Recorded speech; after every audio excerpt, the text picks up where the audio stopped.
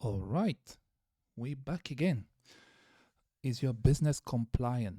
So, straight into it. Today, I just want to do something slightly different. I think in my previous video, I went through the CIPC.co.za and then there's a biz portal. Actually, I found out what the difference is. And that's just what I wanted to highlight in this video so that we get things right. Um, so let me jump straight into it. Um, so I'm just showing this for so that we know where we came from. You know, the story about my friend that I'm helping, awareness. Hey, keep an eye on your business. It's your business. So you need to know what's going on there. So I'm just bringing this up just to refresh our mind a little bit, and yeah, so we know where we are going. But the focus today is not on that. I want to jump into the website um, differences. So, what I found out is that the this is the old CIPC.co.za. It's not actually the old one. It's still being used. But then, as you can see, it has company registration and hey, these people. I used to have some money here. Then now it's disappeared. Hey. Anyways, so now company registration, amendments, and so on and so forth. Um, I think there's also a place for BEE somewhere here. Yeah, BEE certificate. So you can still do a lot of your things here, similar to the Beast portal. But I found a way to just hide my information so I can show you what is important. Now, this is where you transact. So when you log in, it's going to show on top transact. You click on transact, and then it brings you to this page where you can do everything. But I'm not going to click on anything here because I know what's going to show up next. So, yeah. So now let's go to the Beast portal page. Where is it? This one over here. Now, this one is, as you can see, it also has almost all those little items, if not all of them. So that maybe if you click on one, it's gonna open something else. So what I'm gonna focus on in this video is the company registration section and the SaaS services. So those are the ones I want to focus on.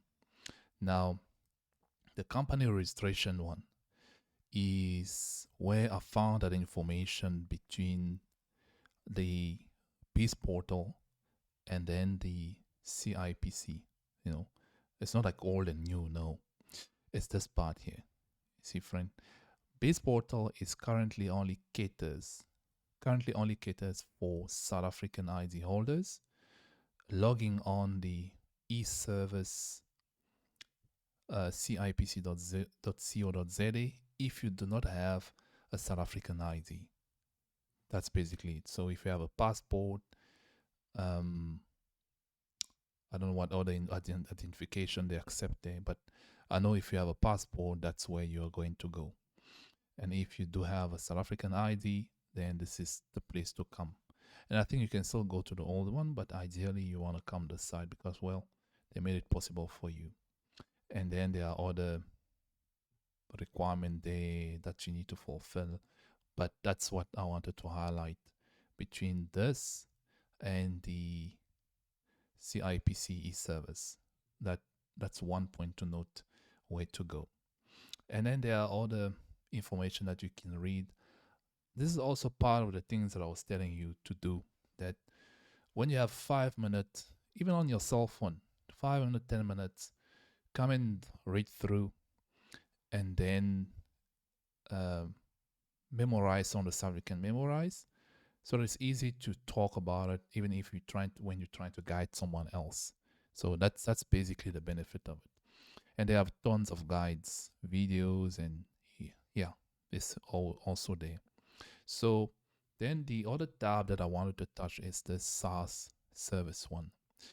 Now, on this section, um, remember that the topic here is more about awareness to be compliant, and compliance encompasses a lot of things. So it's not just, oh well, he said I must pay attention to the PAIA or the POPIA, and it stops there. No, it's you going through some of the stuff and finding out what information is available to you as a business owner, since you decided to be a businessman or woman.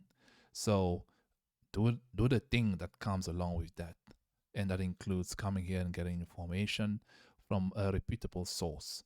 And if you still can't get what you need or what you're looking for, then there's contact, to get in touch with someone who can provide you accurate information about what you're looking for. So all companies, I'm just going to read through and jump there and there and highlight what I want to draw your attention to. So all companies that are already registered have been automatically registered for tax with the South African Revenue Service, the SARS. New companies, as soon as the registration is completed, as also instantly registered with SARS. So the process is made so simple that sometimes you think, well, you have to do something else. When you create a company, automatically you are given the SARS number. And that also explained what I was talking about in my previous video about how the process used to be, where I almost did nothing with regard to the bank, getting my SARS numbers and everything. Everything was automatic as soon as I created a business account. So, and I think the process is even made more simpler here for the new companies that have been created or registered. To confirm a registration and view your tax number, please use the tax registration option below. You can also view your company tax number by using the bizportal functionality under the services. So if you go back here, it's gonna be this on the services, SaaS services, and you can get all the information that you need to get from there. So in an effort to improve compliance and to make it even easier for taxpayers to manage their tax affairs, SARS introduced an enhanced tax compliance status, so TSC. And I like this tool because sometimes when you have a gig or a business opportunity, some companies will actually ask you to provide them with your TCS for whatever purpose. And you might find it strange. That's why I was saying, do the right thing. Do the small things every now and then, so that when the opportunity meets your business, nothing holds you back from getting that opportunity. Minor things like this can just put you off. You say, oh, send us your TCS and the PIN to access. You don't even know what a TCS is, let alone even creating a PIN. Whereas it's just something you can go and set up in your profile. Remember, I showed you the e-filing. You can just log in there and create something. That's if you're doing things by yourself at the stage, assuming you are a solo or your PTY LTD, and then create something and send them the information. And then you have a peace of mind that you've been doing the needful, so that when they see, they say, oh, this guy is compliant. There's no story behind him. And then you get the gig. Now they go and check and say, oh, he's got a history of not paying, doing his AR. No, we're not going to do this one. See, don't shoot yourself in the leg. That's why I'm taking time to make some of these videos, just to raise awareness. I'm not a professional in these matters. All I'm doing is just gather information and draw your attention to some of the things that potentially could throw you back when you have a business opportunity coming your way. So that's it. That's the thing I'm trying to say. So they stop issuing tax clearance. I think that's all the way in 2019, around about the time when my company was, or before that, I think, yeah, was created. So they stopped providing this CCC and they now offer this TS. So we move from tax clearance certificate, which I assume was a bit burdensome, to now tax compliance status electronic IT. And that's also another aspect to what I'm doing here. I'm approaching this thing from an IT perspective, more IT perspective, providing information more than actually guiding you or giving you advice. So yeah, I'm just giving you information so to draw your attention to some of the things. So don't use these videos as the basis for your decision making. I'm not gonna be responsible for that. So do the due diligence, check things out, come to this website, read through, take notes, and help yourself, and if possible, help someone else. So yeah, so that's what's available now. You can do it in e-filing, the website that I showed you in my previous video. The links is also in the description. And you as the company director, assuming you're the solo person there at the moment, or solo lady, can authorize any third party to view. So it's safe to send them to view that. I'll see if I can do a video on how to create those without exposing my information, just to help you. And then you can authorize any third party to view your TCS through the use of the TCS pin. So there's a pin there that's just temporary, and then you send that information, and then they can view whatever they want to view, and it's time bound. So after a period of time, it expires, so they cannot access that page later on. So the TCS, which is this tax compliance, it will reflect on your profile. Now, when you go to the Bees portal, assuming I can go there safely, just hold on.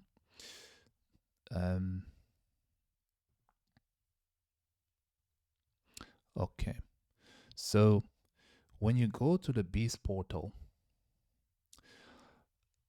if this is what someone else who has access to these can also see. So they have this search subscription if you want to pay more for it. But basically, what I want to draw your attention to is someone can come here and type your enterprise name or director ID number if they know it, and search for it and get whatever information they can get about these about the business. So just to raise your awareness, so be compliant, so it will pop on one way or the other. So the TCS is then available. So the TCS system is available for following application: good standing, for tender, foreign investment allowance, or immigration. So don't come short. There it is. So that's all this video is going to be about. I'm not going to make it long. I just want to draw your attention on the difference between the CIPC website as well as the